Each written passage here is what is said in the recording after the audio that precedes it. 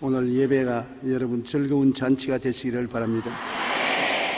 오늘 저는 하나님의 때와 하나님의 방법이란 제목으로 말씀을 나누겠습니다.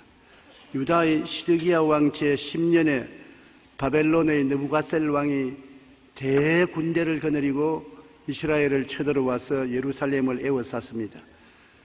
그때 선지자 예레미야는 자기 조국이 하나님의 심판을 받아 멸망에 이를 것을 두려워해서 왕과 국민들에게 회개하라고 동분서주하며 외쳤습니다. 사람들은 예레미야의 말을 듣지 않고 오히려 예레미야를 참수해서 그 어려운 위기에 감옥에 갇혀버렸었습니다. 예레미야가 하나님 없이 조국을 위해 너무 걱정하고 인간적으로 일을 이루어보려고 애를 쓰므로 하나님께서 오히려 그를 감옥에 갇히게 했었습니다. 사람이 자기 계획과 자기 목적을 위해서 너무 열심을 다하다 보니까 기도할 시간도 안 갖고 하나님 말씀에 귀를 기울일 시간도 없습니다. 하나님을 배제해놓고 인본주의적으로 일을 하려고 하니까 하나님이 말씀을 하기 위해서 그를 지휘대들 감옥에 갇히도록 섭리하신 것입니다. 감옥에서 깨어지고 기도하게 하여 일을 하나님께 맡기라고 하시는 것입니다.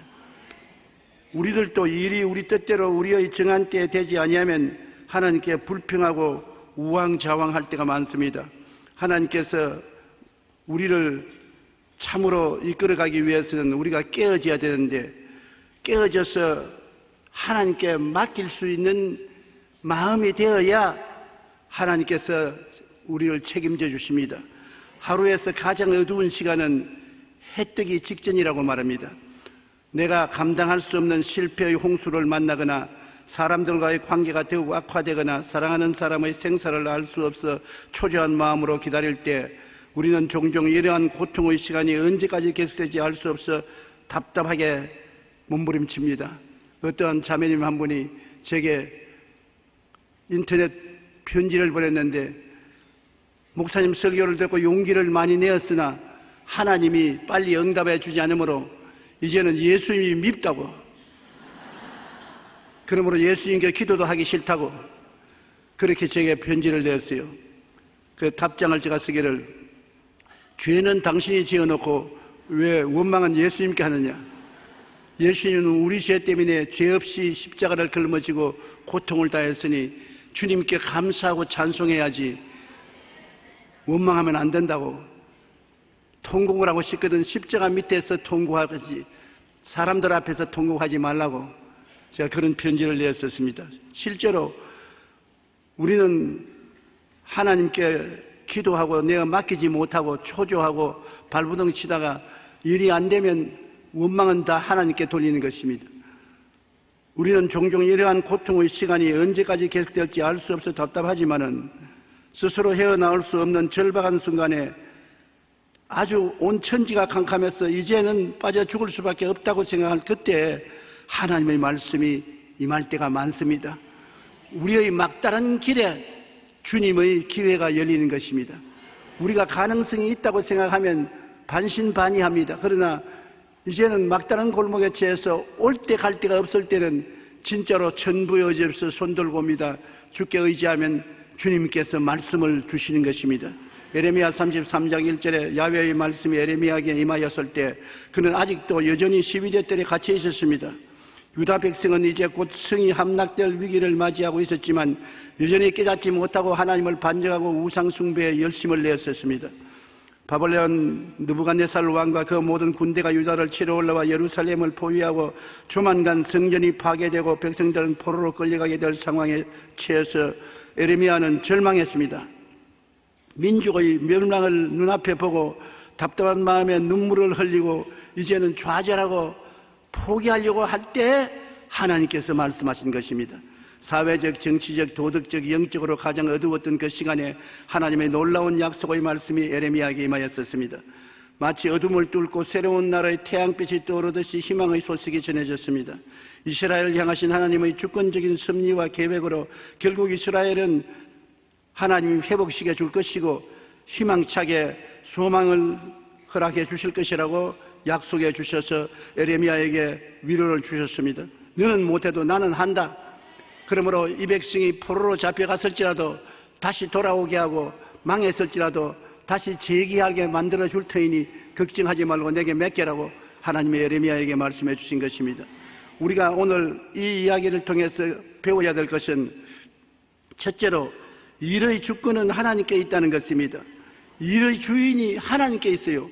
우리는 생각하기를 이것은 내 일이니 내가 주인이고 하나님은 손님으로 초청받아 와서 도와주기를 원하시는 것인데 실제는 그렇지 않습니다. 하나님은 일의 주인이신 것입니다. 하나님이 천지를 지으실 때 첫날에 아담과 하와를 지었지요. 첫날에 하나님이 아담과 하와를 지어서 야, 내 할 일이 태산같이 많다. 내 힘으로는 힘이 모자라니까 너희들이 날 도와야 되겠다. 그랬다면 하나님과 공동 작업을 했기 때문에 공동 주권 행사를 할 수 있습니다. 하나님은 6해 동안에 오직 혼자 일을 다 했었습니다. 그리고 마지막에 아담과 하와를 지으시고 제7일에 아담과 하와가 주님께 나와서 주님 오늘 우리가 태어난 생일인데 우리가 할 일이 없습니까? 오늘은 이 사람아 안식일이다. 내가 일을 다 마쳐 놓았다. 너의 인생은 안식일로부터 시작하는 것이다. 하나님이 마쳐놓은 일을 누리면서 시작하는 것이지 쉬면서 인생을 살도록 지어놓았지 일하라고 지은 것은 아니다. 그렇게 말씀하신 것입니다. 그러므로 일의 주권은 하나님께 있습니다. 일을 행하시는 야훼, 그 일을 지어 성취하는 이는 야훼인 것입니다. 여러분 무엇을 먹을까, 무엇을 입을까, 무엇을 마실까, 어떻게 살까 하는 것도 주권은 하나님께 있는 것입니다. 우리가 잡고 있기 때문에 문제가 생기는 것이지 하나님은 주권을 돌려받기를 원하시고 계신 것입니다. 그러면 하나님이 직접 역사해 주시는 것입니다. 아담이 선악과를 따먹은 것 자체가 주권을 공동으로 소유하기를 원했던 것입니다. 하나님은 좋다 나쁘다 결정권은 하나님만 가지기를 원했었습니다. 하나님이 좋다면 아담도 좋습니다. 하나님이 나쁘다면 나쁜 것 맞습니다. 그렇게 믿고 순종하기를 원했지 하나님이 좋다 그러는데 안 좋아요. 하나님이 나쁘다 그런데 좋아요. 주권을 동등하게 가지고 하나님과 경쟁하기를 원치 않았었습니다. 그런데 아담과 하와는 마귀의 꾀임을 받아 하나님과 동등되기를 원했어서 선악과를 따먹고 하나님과 주권을 나누기를 원해서 하나님께로부터 버림을 받은 것입니다.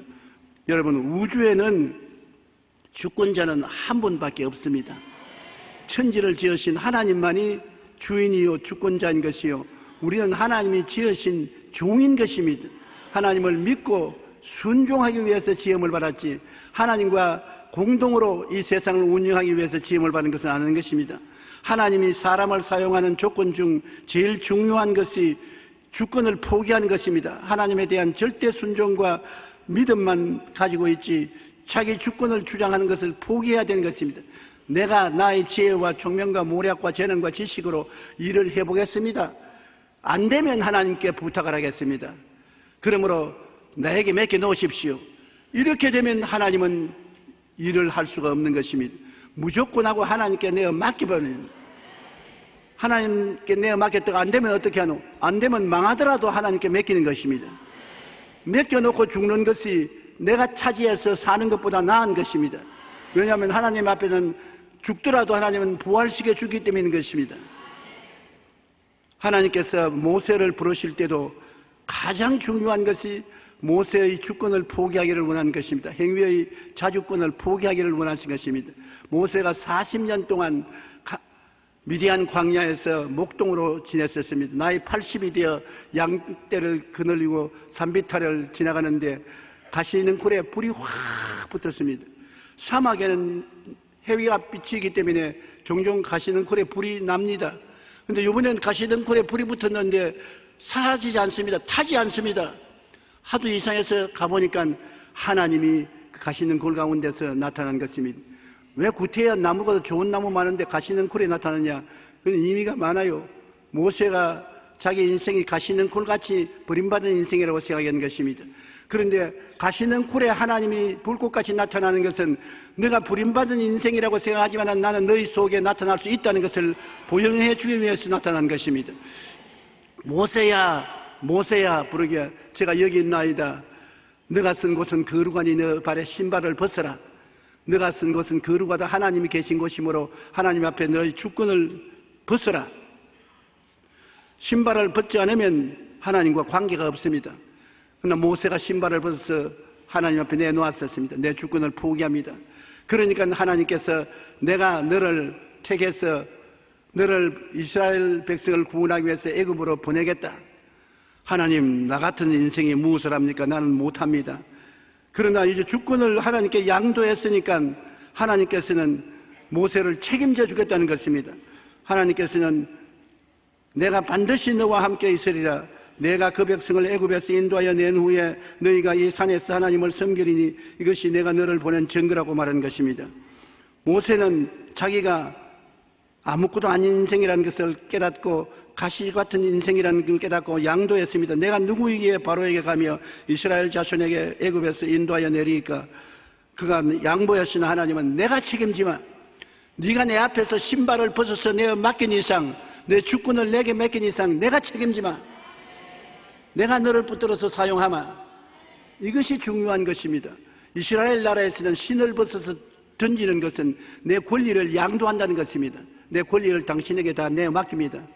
모세가 자기의 선악의 권리를 양도하고 인생의 사는 권리를 주님께 양도한 이상은 하나님이 인수인계해서 책임지시는 것입니다.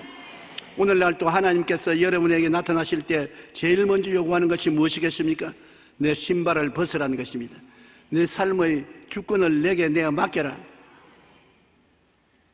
수고하고 무거운 짐진 자들아 다 내게로 오라. 내게 너를 쉬게 하리라. 너 짐을 내게 맡겨라. 너의 삶을 내게 맡겨라. 그러면 내가 책임져 주마. 그런데 좀처럼 맡기지 않습니다. 쉽게 기도원에 들어가서 주여 내 일생을 다 맡깁니다. 화음을 쳐놓고 난 다음 나올 때는 다음에 또 와서 맡기겠으니 도로 주십시오. 다 주시면 주워 담아서 오기 때문에 그게 문제입니다. 완전히 맡기면 하나님이 책임져 주십니다. 혹시 책임 안 지면 어떨 것이냐? 망하여져요. 망해도 걱정할 거 없는 것은 하나님은 망한 자를 다시 일으켜 세울 수 있는 주권이 있기 때문에 일으켜 세워주시는 것입니다. 여기에서 아브라함은 특출합니다. 너 독자 외아들을 모리아산에 제물로 드리라고 말 때 그 아들을 데리고 가서 장작불 위에 얹고 각을 떼서 하나님께 제물로 드리려고 달라들었었습니다. 어떻게 그렇게 했냐? 죽여놓아도 도로 살릴 것을 믿었기 때문인 것입니다. 사람이 아니라 하나님께 바치는 것이므로 하나님은 무소불능하시므로 죽여놓아도 살릴 것을 믿고서 그 아들을 제물로 바치려고 한 것입니다. 그만큼 아브라함은 하나님을 믿고 순종하고 자기 일생을 내어 맡긴 자인 것입니다. 그렇기 때문에 아브라함은 하나님께서 내가 너를 책임지고 복주고 복주며 번창케 하고 번창케 하리라고 말씀하신 것입니다. 모세의 후계자인 여호수아가 이스라엘 백성을 거느리고 가나안 땅에 들어가기 위해서 여리고 평지에 왔었을 때도 하나님의 군대 장관이 그 앞에 와서 칼을 빼들었었습니다. 당신은 누구 편입니까? 적군 편입니까? 우리 편입니까? 아니야, 나는 누구 편들러 온 것은 아니다. 하나님의 군대 장관으로 너에게 왔다.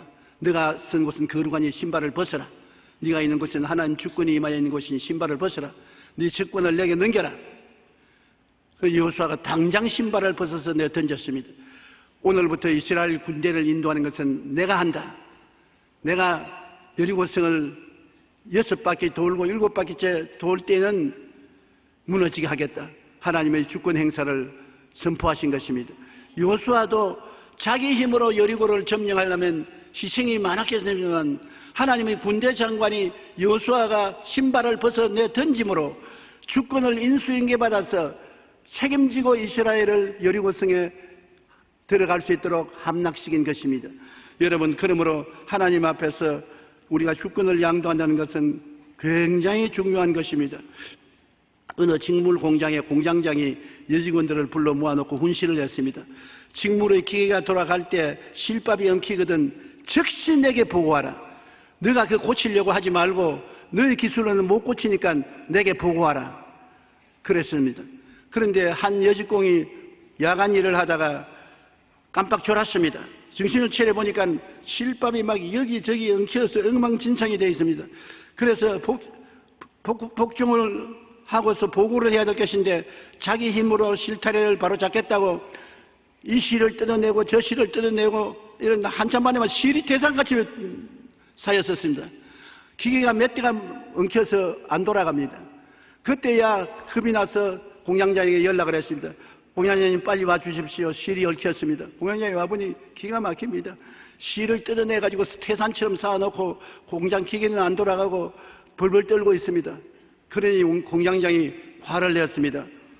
실이 엉키면 내게 먼저 보고하라고 했는데 뭘 했느냐?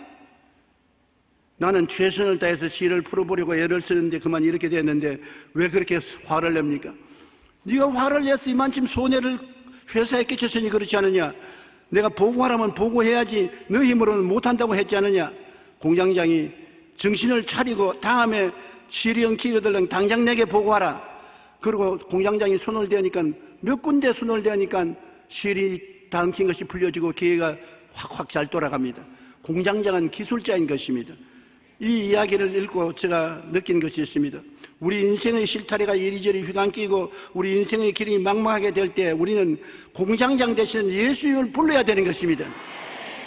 내가 실타래를 풀겠다고 발부동을 치다가는 더 얽혀지고 더 망가지는 것입니다.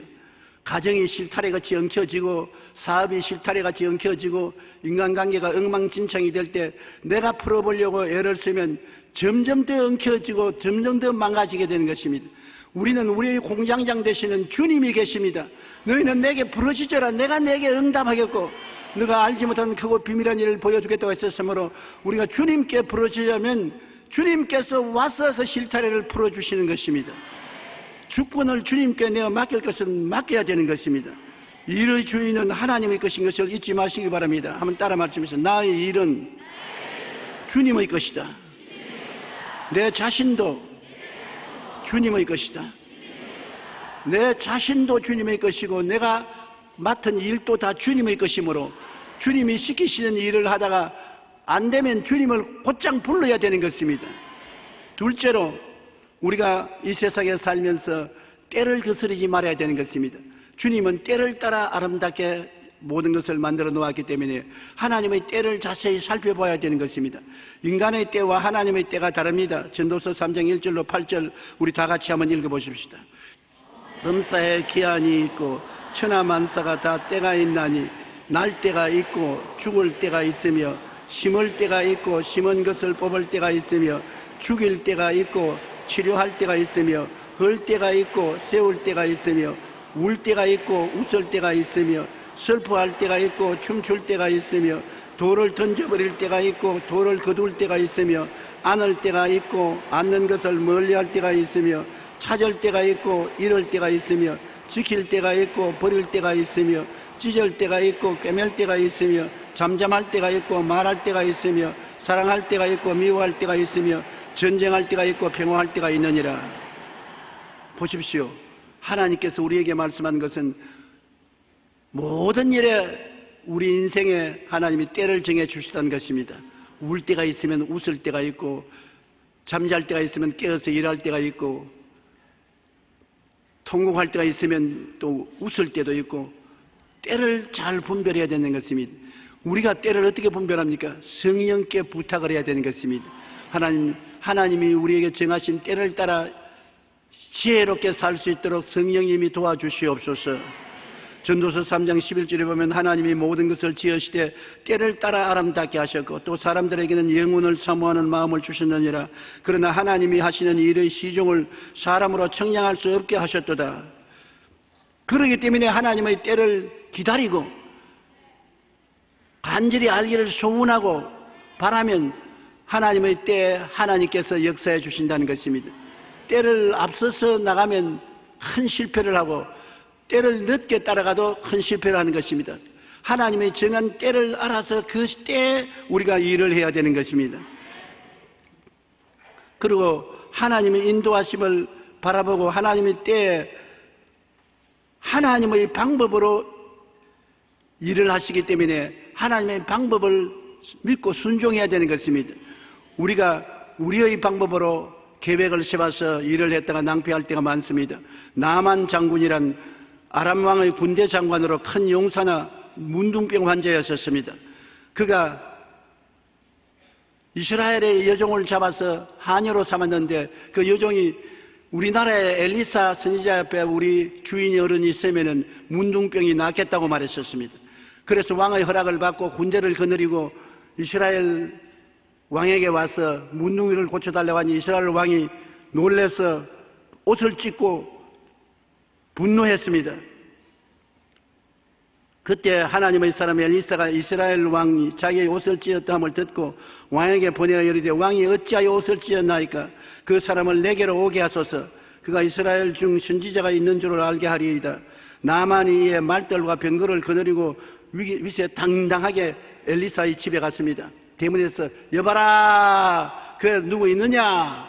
자기 생각에는 엘리사의 종이 나와서 그 저를 정중히 엘리사의 응접실로 인도하고 엘리사가 응접실에 온 손님에게 기름을 머리에 붓고 하고 손을 떨면서 안수를 하고 그래서 고쳐줄 줄로 딱 생각을 했습니다. 자기가 적어도 아람 군대의 군대 장관인데 장관 대접을 할 것이라고 생각했는데 종이 나와서 하는 말이 저 요단강에 가서 7번 목욕하래요. 그러고 그냥 돌아섰습니다. 이런 모욕이 세상에 어디 있습니까? 평민도 아닌 군대 장관이 왔는데 집에 들어와서 차라도 한 잔 대접하고 말을 할 것이지 문 밖에 세워놓고 박대를 하다니 요단강에서 물로 목욕을 하라고? 우리나라에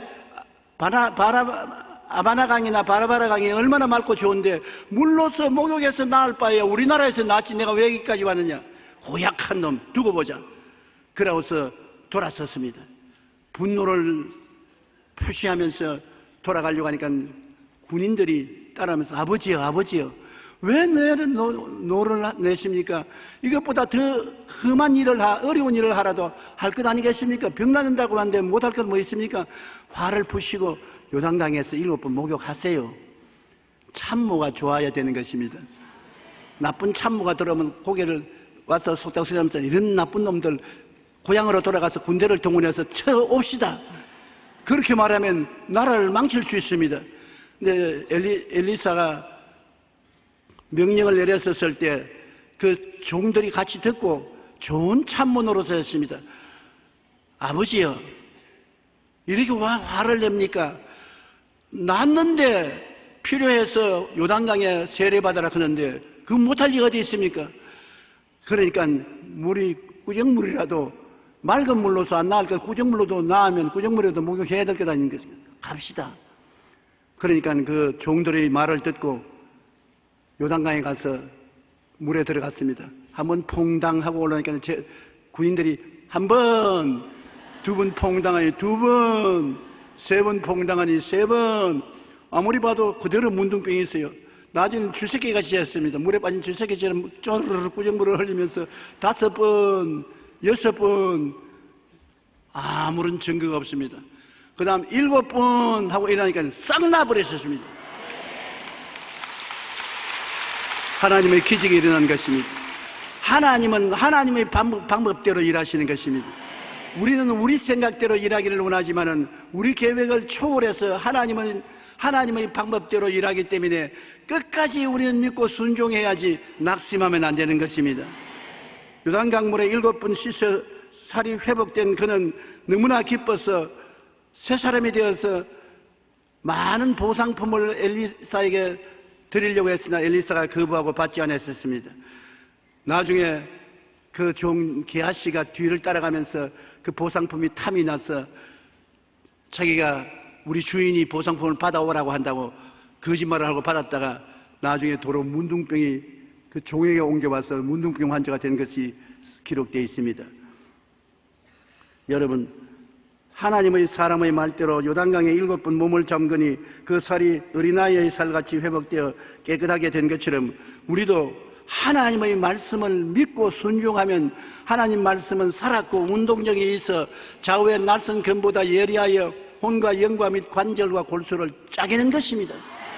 하나님의 말씀은 창조적인 역사를 베풀어 주시는 것입니다.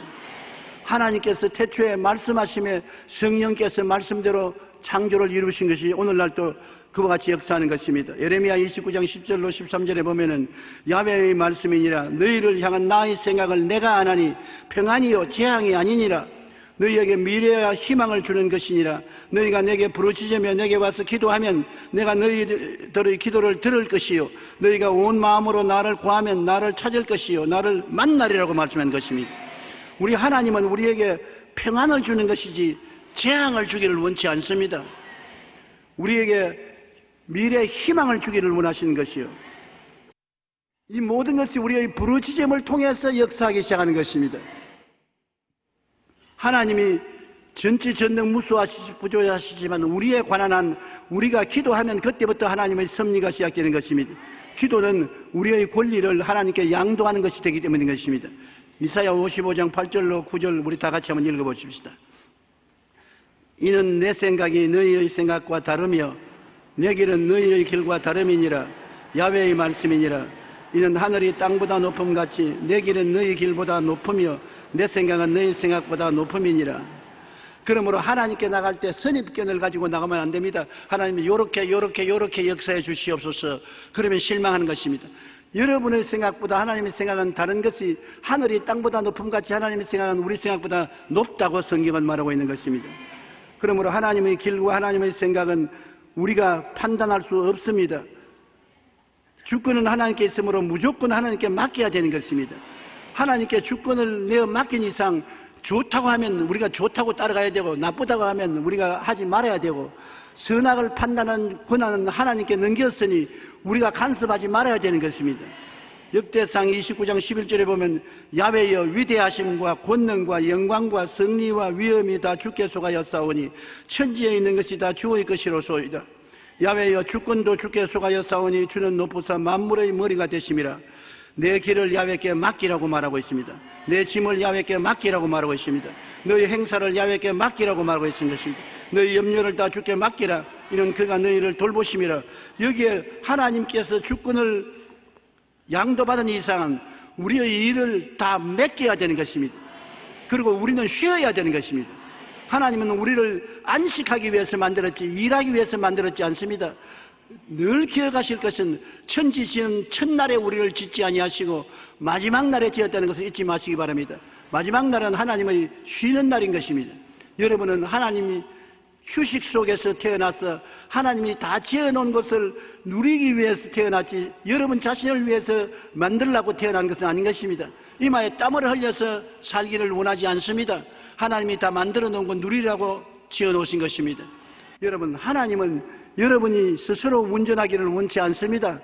하나님이 다 운전하고 옆자리에 앉아서 인생을 가기를 원하시는 것입니다. 운전대를 내게 맡겨라. 그리고 간섭하지 말라. 좌로 가든지 우로 가든지 네가 좌우 그런 소리 하지 말고 전적으로 하나님께 맡기고 믿고 순종하라고 말씀하시는 것입니다. 우리는 우리의 길을 야훼께 맡기십시다. 우리의 짐을 하나님께 맡기십시다. 행사를 야훼께 맡기십시다. 염려를 다 주께 맡겨 그가 우리를 돌보시게 기회를 하나님께 드려야 할 것입니다. 그러고 난 다음에 우리가 할 일은 기도와 간구로 감사함으로 알아야 되는 것입니다.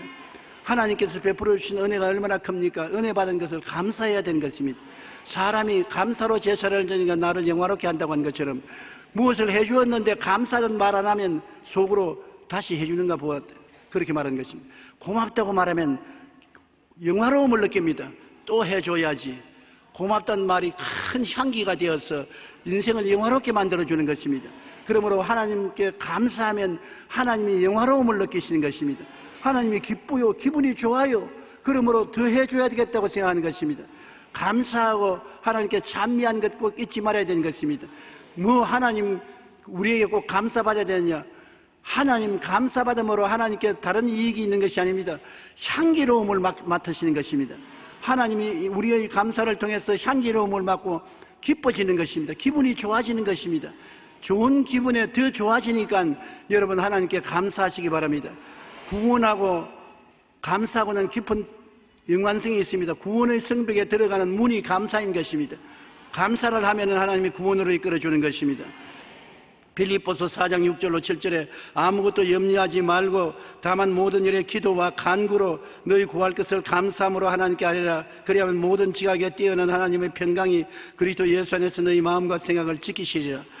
모든 일에 기도와 간구로 너희 구할 것을 감사함으로 하나님께 아뢰라고 말한 것입니다. 하나님은 모든 것 다 책임져 주시는 것입니다. 너희 머리털 하나까지 세신 바 되었다고 말한 것입니다. 그러므로 여러분께서 아침에 세수하고 난 다음 빗질하다가 머리털 몇 개 빠지면 여러분도 헤아릴 수 없는데 하나님은 2개 빠졌다, 3개 빠졌다 헤아리고 계신다 그런 것입니다. 장난으로 그런 말 한 것이 아닙니다. 그만큼 관심을 가지고 계신 것입니다. 마태복음 6장 31절로 33절에 그러므로 염려하여 이르기를 무엇을 먹을까, 무엇을 마실까, 무엇을 입을까 하지 말라. 명령입니다. 이는 다 이방인들이 구하는 것이라. 너희 하늘 아버지께서의 모든 것이 너희에게 있어야 할 줄을 아시느니라. 그런즉 너희는 먼저 그의 나라와 그 의를 구하라. 그리하면 이 모든 것을 너희에게 더하시리라. 하나님의 나라는 아버지 하나님을 섬기는 것이고 그 의는 예수가 그 의인 것입니다. 예수를 믿고 아버지를 섬기면 하나님이 책임져 주겠다는 것입니다. 명령입니다. 염려하지 말라. 왜 내게 몇 개 놓고 난다면 왜 염려하냐? 그건 나에게 대한 불신앙 아니냐? 몇 개 나왔으면 안심하라.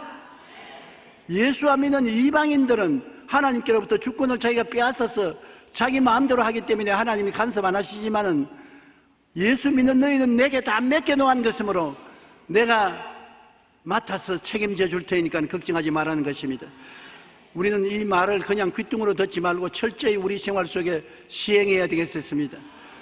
사람들이 내게 와서 이런 질문을 합니다. 하나님 아버지께서 왜 원수 갚는 것이 내게 있으니 내가 갚으라 해서 하나님께 몇 개 나는데 원수를 안 갚아줍니까? 아무리 기다려도 원수를 안 갚아주면서 원수 갚는 것이 내게 있으니 내가 갚으라. 그래서 방법은 하나님이 하시는 것이고 원수 갚는 방법까지 당신이 생각한 대로 해달라고 하면 안 됩니다. 맡겨버리십시오. 성경에는 시편 23편에 하나님이 원수의 목전에서 내게 상을 베푸시며 기름으로 머리에 발라 잔이 넘치게 하겠다고 했어서 원수가 오면은 원수가 없는 방법으로 원수를 징계하는 것이 아니라 당신에게 복이 임하도록 해주신다는 것입니다. 그것도 원수가 없는 방법입니다. 원수는 당신이 망하기를 원하나 원수가 오면 원수가 오는 대로 당신에게 진수성찬 차려주시고 성령으로 기름을 발라서 일이 다 형통하여 만사가 잘되게 만들어 주신다는 것입니다. 원수 갚는 것이 두 가지 방법인데 하나는 원수를 치는 것이 있고 하나는 원수들 앞에서 여러분 잘되게 해주시는 것입니다. 오히려 하나님이 원수 앞에서 여러분 잘되게 해주시는 것이 더 좋은 방법인 것을 알아야 될 것입니다. 하나님께서 알아서 할 테니까 염려하여 이르기를 무엇을 먹을까, 무엇을 마실까, 무엇을 입을까 말라. 이렇게 염려하지 마십시오. 경제 불황이 다가오니까 이런 경제 불황에 어떻게 먹고 살 것이냐 하나님께 내겠으니 기도하면 하나님의 때에 하나님의 방법으로 이끌어 주십니다. 절대로 하나님은 죽은 자의 하나님이 아니라 아브라함의 하나님, 이삭의 하나님, 야곱의 하나님은 죽은 자의 하나님이 아니라 산 자의 하나님이라고 말씀한 것입니다. 따라 말씀해서 하나님은 나의 하나님이시다. 지금 살아계신다. 그러므로 하나님을 의지하고 만사를 그에게 맡길 수가 있다는 것을 잊지 마시기 바랍니다. 그리고 우리는 기다릴 줄 알아야 되는 것입니다. 성이 급하면 안 돼요. 의학 박사가 하는 강연을 들어보니까 성급하면 빨리 죽는데요. 짐승들을 보면 사자나 그렇지 않으면 늑대나 빨리 뛰어서 엔돌핀 소모를 많이 하고 유산소 운동을 많이 하는 짐승들은 오래 못 살고 다 죽는다는 것입니다. 그러나 오래 사는 것은 자라.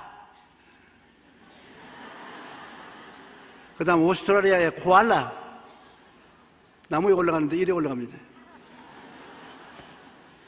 그래서 의사 선생님이 암으로 죽어가는 사람이 하도 성격이 급해서 암으로 죽어가면서도 모든 일에 간섭을 다 하고 발부둥을 치기 때문에 이를 살리기 위해서 오스트라리아에 보내서 코알라 농장에 입원을 시켰답니다. 아침부터 일어나 보니 코알라 한 발자국 뛰고 1시간이나 걸려야 2발자국 뛰고 그 코알라를 보고서 자기도 따라서 그러다가 마음에 평안을 얻고 암을 정복하고 나아서 왔다는 이야기를 했었습니다. 하나님은 여러분 하나님은 앞서 뛰기를 원치 않습니다. 하나님보다 빨리 경주하면 하나님이 따라오지 못합니다. 하나님은 절대로 급하지 않습니다. 하나님은 천천히 일하시나 만유를 지으시고 만물을 다스리는 것입니다. 그러므로 믿고 기다릴 줄 알아야 되는 것입니다. 믿었으면 기다려야 돼요. 한 달도, 두 달도, 1년도, 2년도 기다려야 돼요. 아브라함이 75세 아들 달라고 기도하고 난 다음 응답받고도 85세 10년을 기다려도 아들을 못 받았었습니다. 나중에는 100살까지 기다렸었습니다. 기다리니까 하나님의 아들을 주신 것입니다. 히브리서 11장 6절에 믿음이 없이는 하나님을 기쁘시게 하지 못하나니 하나님께 나아가는 자는 반드시 그가 계신 것과 또한 그가 자기를 찾는 자들에게 상준이심을 믿어야 할지니라. 반드시 계시고 반드시 상을 주실 터이니까 마음에 인내력을 가지고 기다리라는 것입니다. 여기에 하나님 말씀을 잊지 마십시오. 그가 반드시 계시고 반드시 응답해 주시는 하나님이라고 말하고 있는 것입니다. 에레미야 애가 3장 24절로 26절에 내 심령에 이르기를 야훼는 나의 기업이시니 그러므로 내가 그를 바라리라 하도다. 기다리는 자에게 구하는 영혼들에게 야훼는 선하시도다. 사람이 야훼의 구원을 바라고 잠잠히 기다림이 좋도다. 참 좋은 말씀입니다. 우리 다 같이 한번 읽어보십시다. 내 심령에 이르기를 야훼는 나의 기업이시니 그러므로 내가 그를 바라리라 하도다. 기다리는 자에게 구하는 영혼들에게 야훼는 선하시도다. 사람이 야훼의 구원을 바라고 잠잠히 기다림이 좋도다. 하나님은 기다리는 자를 낙심시키지 않습니다. 저는 하나님 앞에서 놀라운 체험을 한 적이 있습니다. 이 교회를 지을 때 한 번은 교회는 빚더미에 올라앉고 공사는 중간에 하다가 그쳤고 쇠 비면 녹물이 나서 득득 떨어지고 얼마 있으면 도로 다 흘러내려야 된다 하고 막다른 골목에 처했었습니다. 너무나 답답해서 밤새도록 울면서 기도하다가 잠이 들었는데 기도를 제가 하고 잠을 자는데 기도할 때 하나님 사면 초가입니다. 진퇴유국입니다. 속수무책입니다. 갈 길이 없습니다. 주여 나는 어디로 가야 되겠습니까? 하나님 도와주소서.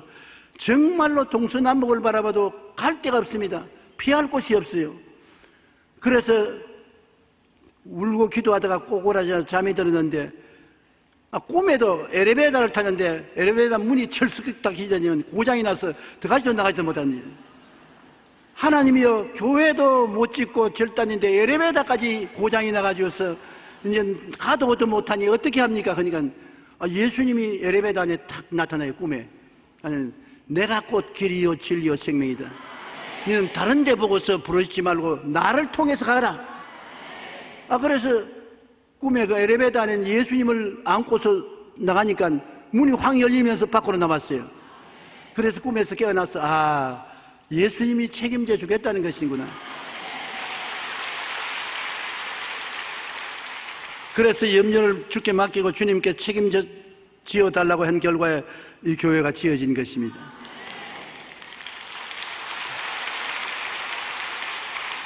우리가 아무리 답답한 일을 당해도 예수님을 붙잡으면 길이 열리는 것입니다.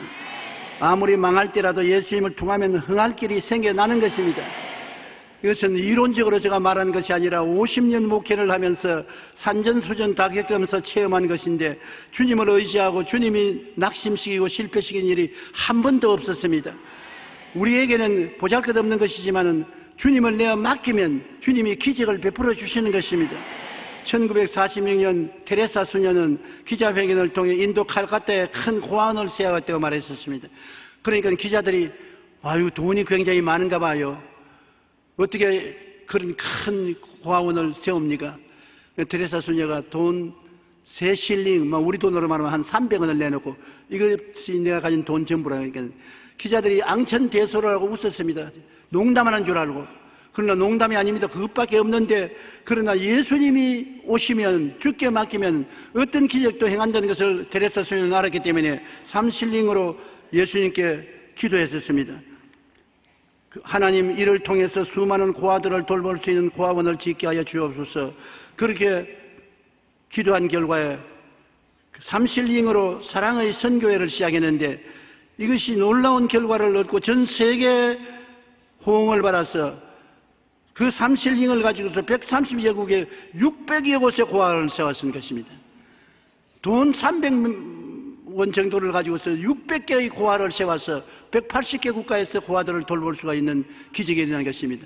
왜 제가 이 말을 하냐면 없는 것에 있게 하시고 불가능을 가능케 하시는 예수님이시요 그는 어제나 오늘이나 영원토록 동일하신 것입니다. 변하지 않았었습니다. 그러므로 너희는 내게 부르짖어라. 내가 내게 응답하겠다는 주의 말씀은 오늘날도 효과가 있습니다. 우리는 어려울 때 사람에게 의지하지 말고 주님께 의지하는 것이 좋습니다. 어려운 문제에 봉착했을 때와 간절한 소원이 늦게 응답됨으로 기다리기가 힘들어 낙심할 때가 많습니다. 그러나 시간이 지나고 보면 모든 것이 하나님의 절묘하신 지혜로서 이루신 것을 알 수 있습니다. 항상 기도하고 낙심치 말고 기다리십시다. 오늘 또 부르짖고 내일 또 부르짖고 오늘 또 맡기고 내일 또 맡기고, 그 중에 가장 중요한 것은 내 신발을 벗어버리는 것입니다. 내 인생의 주관을 벗어서 주님께 맡겨버렸습니다. 살든지 죽든지 흥하든지 망하든지 성하든지 쇠하든지 주님이 맡아 주장하여 주시옵소서. 나는 죽어도 좋고 살아도 좋습니다. 주님께서 맡아 주장하여 주시옵소서. 그러면 주님께서 책임져 주시는 것입니다.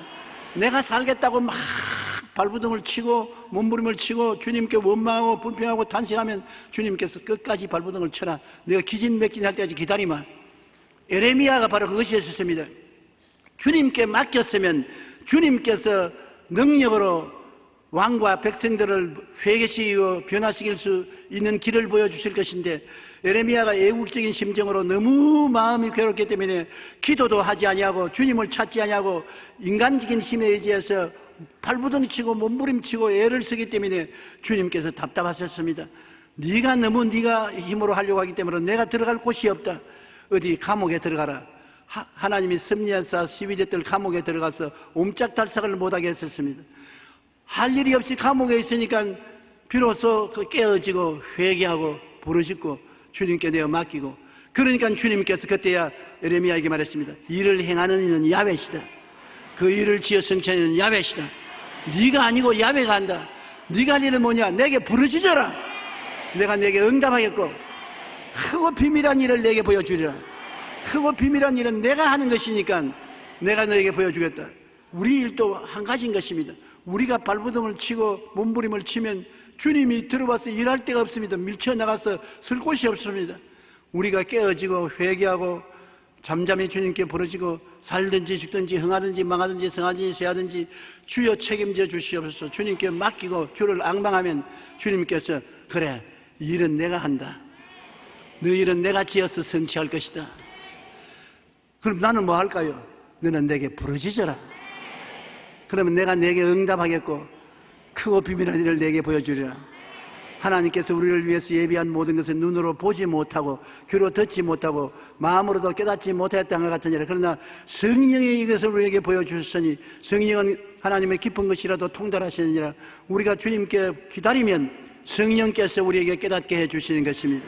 여러분은 하나님의 사랑하는 아들, 딸들인 것입니다. 주님께서 여러분 노동을 시키려고 만들지 않으셨습니다. 노동은 주님이 하시고 여러분에는 안식을 주시려고 지으신 것입니다. 마음도 평안하고 삶도 평안하고 안식하기를 원하시는 것입니다. 그러므로 짐을 맡기십시오. 내 짐을 야훼께 맡겨라고 말하는 것입니다. 그러면 주님께서 책임져 주시는 것입니다. 이스라엘 나라에 밭을 갈 때는 어미소 멍에 밑에 새끼소를 같이 넣어서 밭을 갑니다. 그래서 일을 하면 어미소가 멍에를 메고서 심줄을 내고 땀을 쩍쩍 흘리면서 끌어가면 새끼소는 옆에서 그냥 따라갑니다.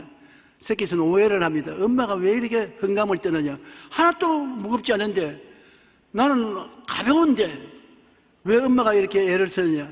멍에가 엄마 목에 걸려있고 새끼는 그 안에 달려 있었습니다. 나의 멍에는 쉽고 나의 멍에는 가볍다고 주님 말씀하신 대로 엄마 멍에 밑에 있기 때문에 짐은 엄마가 짊어지고 새끼는 그냥 따라가는 것입니다. 그것을 주님께서 제 아들에게 보여주면서 너 보았지? 바깥는 소 수고하고 무거운 짐인 자들아 내게로 오라. 내 멍에에 메고 내게 배우라. 내 멍에 속에 들어넣으라. 그러면 너가 쉼을 얻으리니 내 멍에는 쉽고 내 짐은 가볍다. 주님은 십자가의 멍에를 걸머지고 여러분 십자가 멍에 밑에 들어오라고 말하는 것입니다. 내 짐을 십자가에 다 맡겨라. 짐은 내가 걸머지고 너는 그냥 따라만 오면 된다. 쉬고 즐기면서 따라오라. 행복하면서 따라오라고 말하는 것입니다. 하나님은 여러분이 기뻐하고 즐거워하고 평안하고 행복한 삶을 살고 주님께 감사와 찬양하기를 원하시고 이 사랑과 행복을 만인과 나누기를 원하시는 것입니다. 그러한 주의 뜻이 여러분에게 이루어지기를 주의 이름으로 축원합니다. 우리 다 같이 기도드리겠습니다. 하늘에 계신 우리 아버지여, 우리는 어려운 문제에 봉착할 때, 우리의 기도가 잘 응답되지 않을 때, 우리 생각대로 안 된다고 낙심하고 원망하고 탄식할 때가 많습니다. 우리 하나님 아버지께서는 하나님의 때가 있고 하나님의 계획이 있고 하나님 방법이 있사오니 우리를 하여금 주권을 하나님께 맡기라고 말한 것입니다. 아버지 하나님, 맡길 수 있는 깨어진 마음과 믿는 마음과 기다리는 마음을 허락하여 주시옵소서. 예수님 이름으로 기도합니다. 아멘.